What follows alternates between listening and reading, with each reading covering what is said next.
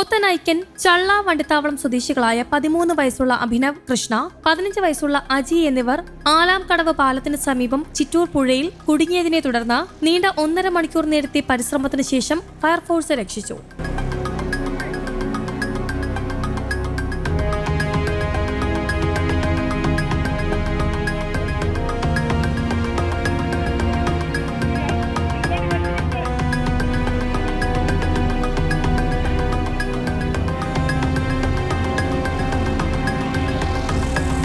കഴിഞ്ഞ ദിവസം ചിറ്റൂർ പുഴയിൽ കുടുങ്ങിയതിനെ തുടർന്ന് മൈസൂർ സ്വദേശികൾ കയറി നിന്ന അതേ പാറയിൽ തന്നെയാണ് ഈ കുട്ടികളും കയറി നിന്നത്. കളിക്കുന്നതിനിടയിൽ വെള്ളത്തിൽ ഫുട്ബോൾ എടുക്കാൻ പോയതിനെ തുടർന്നാണ് പുഴയിൽ കുടുങ്ങിയത് എന്ന് കുട്ടികൾ അറിയിച്ചു.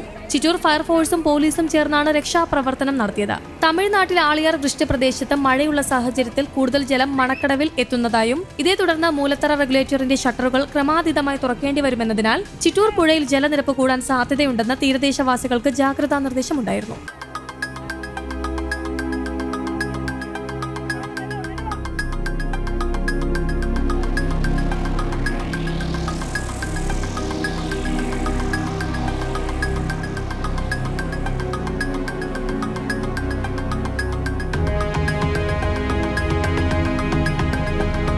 News desk, Kerala Kaumudi.